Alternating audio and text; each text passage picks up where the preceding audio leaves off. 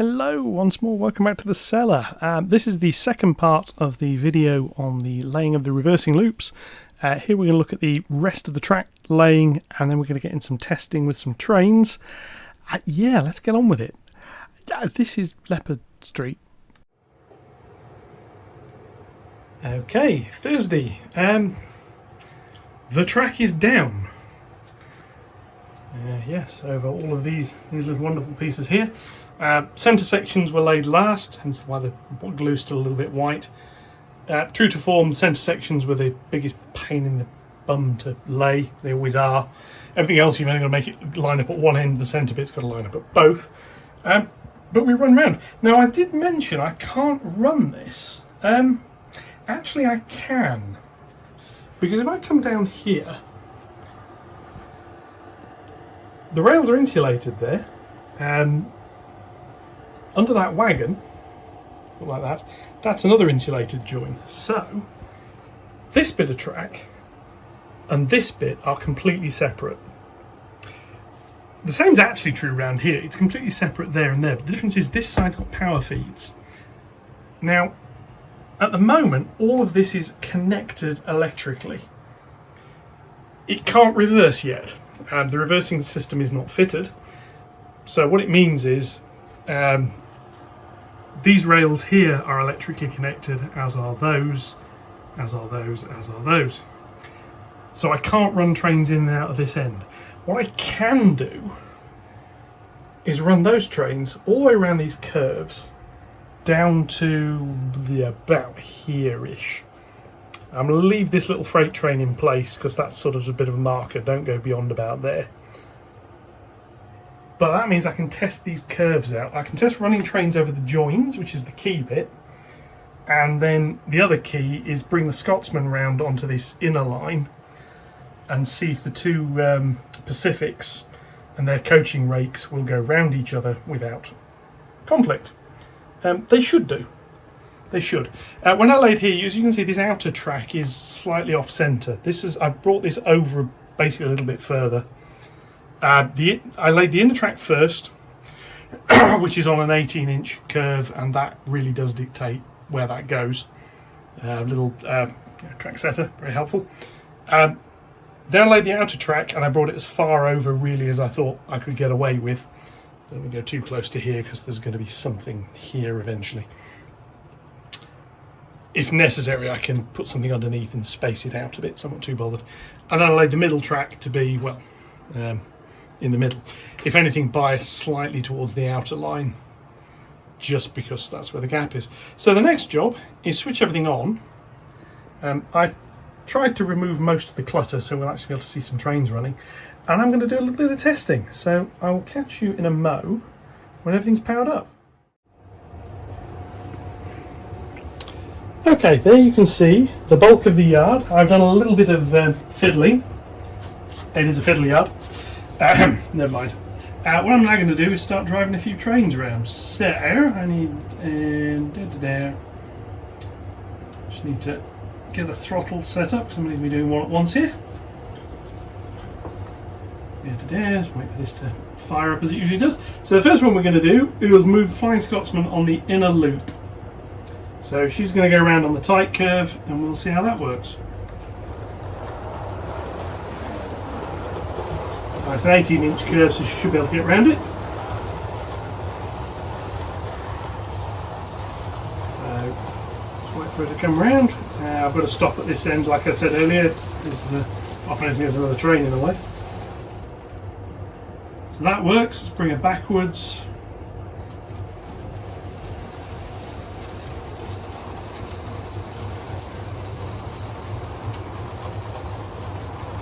And obviously, like I say, there's lots of soldering, there's lots more wire and all sorts of other gubbins to do around here, but for now, this will do.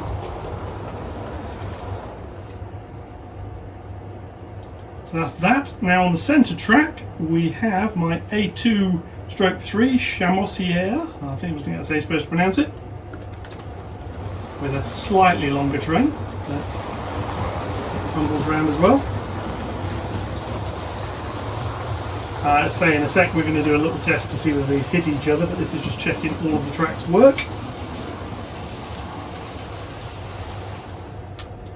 so she can come around nicely.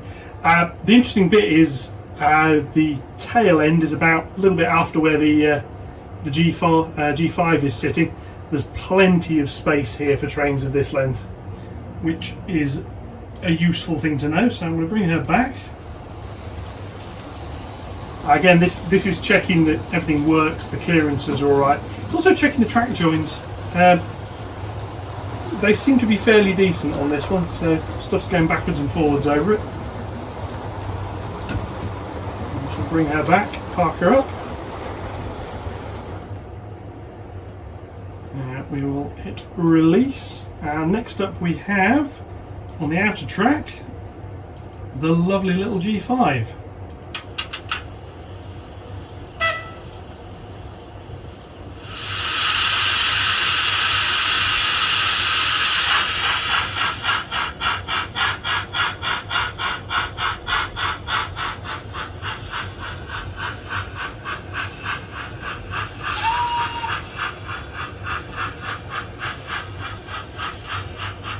Showing off a few more of the sound effects there.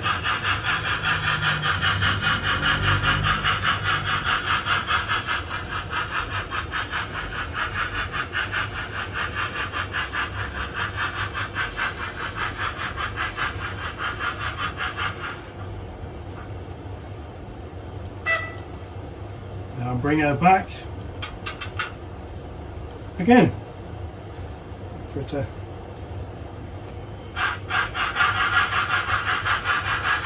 there we come, coming backwards, and we're going to do the clearance testing with the two larger locos. And if that works, we're all good to go. Then I can basically put a few more trains in here and just see what it looks like. I do have some slightly larger coaches to try and send in as well. Although they're a bit of a pain because they need different wheels fitting.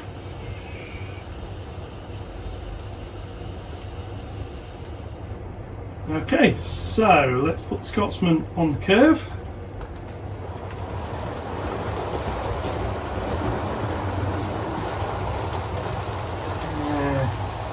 That there should do. Move Chamassière in.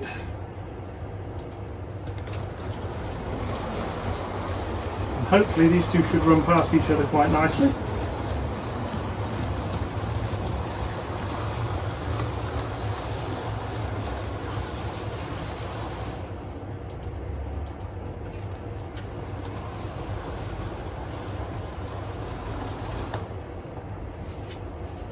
Let's just have a little look at some of the clearances there, and they're fine.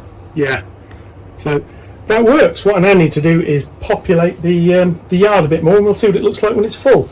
So I'm going to pull those two forwards. That'll free up these two bays at the back. I've got a freight train and I've got another passenger train to bring round, and we'll see what we're like when we've got 6 trains in. So, Chamassière will come forward a bit.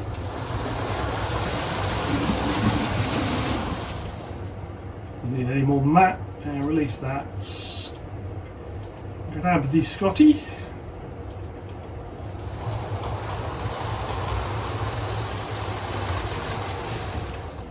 And in practice they will finish a little bit further forward than that, but that's fine. The G5.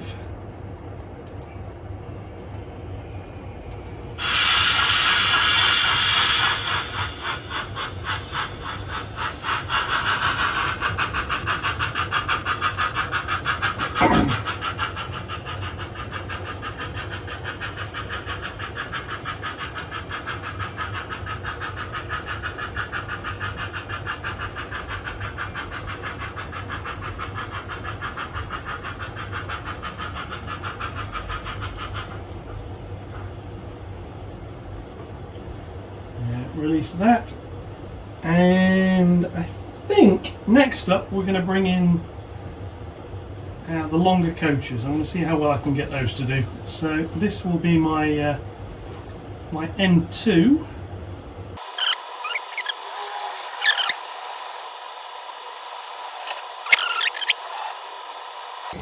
They tend to be fine on the points, it's just the diamonds that don't work. Anyway, here they come. another train.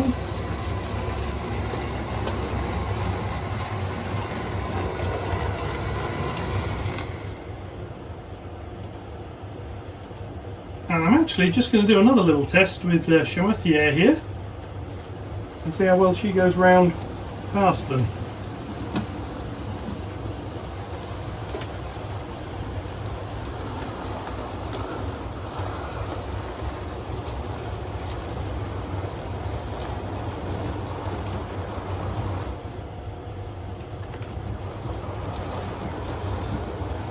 Yeah, I'm calling that a success on the clearance checks. Bring this one round and I shall bring a freight train round.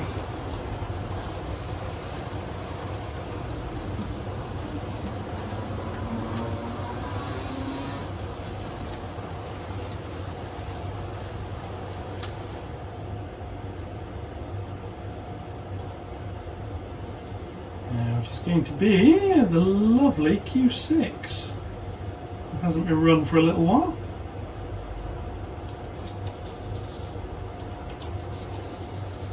Just change a few points.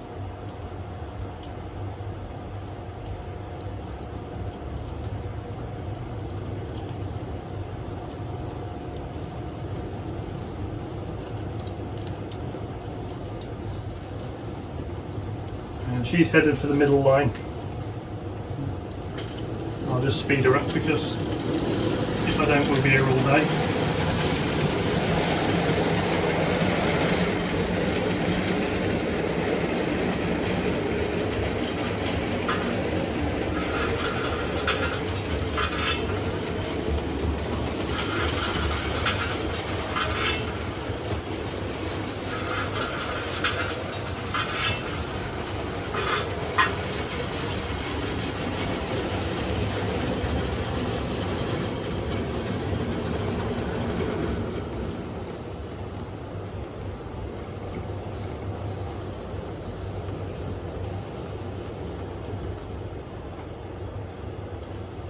A couple of others just to move up. Cheshire here.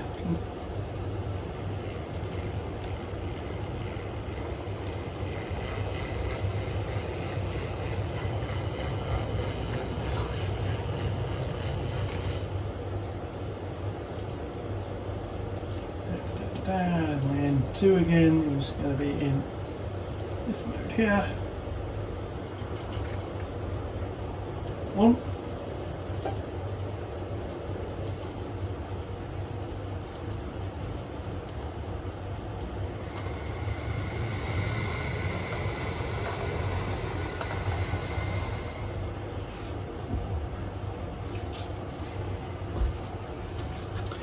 And there, let's have a little look. Okay, here we are, ignoring the little J52 at the front. This is sort of showing trains in the yard. Front 3, bit of a gap, rear 3, there's more space. I probably could have set this up to handle slightly more. I want the ability to handle 5 coach trains though, so yeah, a little bit longer. I wouldn't get 3 of those on these loops. That's the key bit, especially when they're going to be automated. So, all in all, yeah, I'm pleased with that. That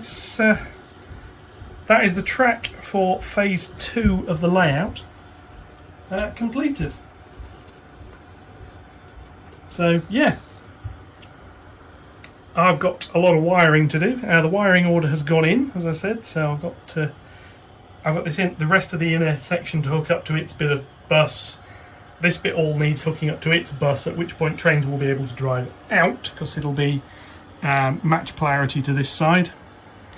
They won't be able to go around the loop until I've got the reversing stuff in.